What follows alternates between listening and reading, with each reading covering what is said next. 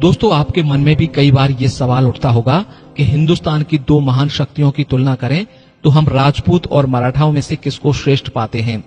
निसंदेह ये दोनों ही शक्तियां श्रेष्ठ थीं और हम अगर तुलना करें तो राजपूत और मराठाओं में बहुत अंतर है।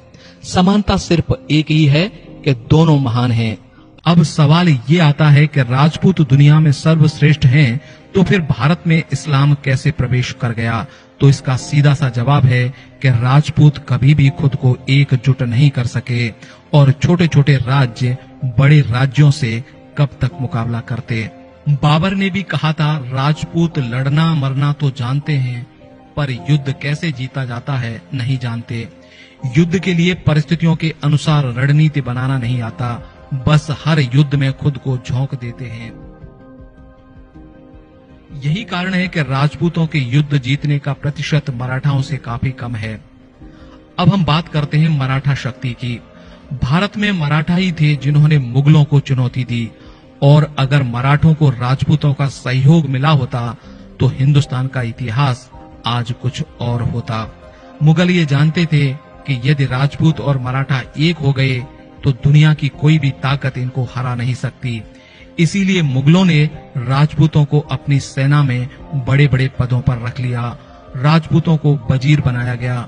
राजपूतों से वैवाहिक संबंध स्थापित कर मराठों को अलग थलग कर दिया गया। लेकिन मराठों ने मुगलों के सामने जो चुनौती पेश की, वैसी चुनौती राजपूत कभी भी पेश नहीं कर पाए।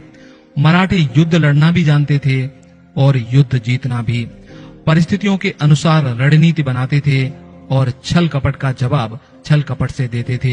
यही कारण था कि 5 लाख फौज लेकर भी औरंगजेब 27 सालों तक मराठों को कभी हरा नहीं पाया। दोस्तों, मराठों के अंदर हिंदुस्तान की 36 जातियों के योद्धा थे, जिनमें भारी संख्या में राजपूत भी थे। राजपूत इतने प्रभावी कभी नहीं हुए कि पूरे भारत को संभाल सकें। वहीं छत्रपति शिवाजी के नेतृत्व में भारत में मराठा साम्राज्य की स्थापना की गई। पेशवा बाजीराव ने मराठा साम्राज्य को दक्षिण में तमिलनाडु, उत्तर में पेशावर, पूर्व में उड़ीसा और गुजरात तक विस्तार दिया था। मराठाओं की युद्ध शैली चीते की तरह होती थी, यानी छिपकर वार करना।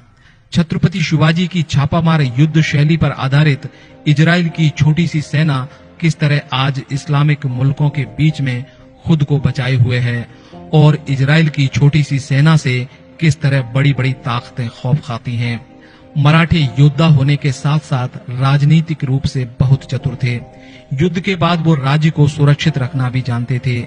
शिवाजी महाराज ने सभी वर्गों का विश्वास जीतने के लिए छोटे छोटे वर्गों से भी शादियां की थी। दोस्तों, हमने आज हिंदुस्तान की 2 महान ताकतों के बारे में आपको बता दिया। अब आप ही फैसला करो कि श्रेष्ठ किसको मानते हो। मेरी दृष्टि में तो भारत की दोनों ही ताकतें और दोनों ही योद्धा महान थे।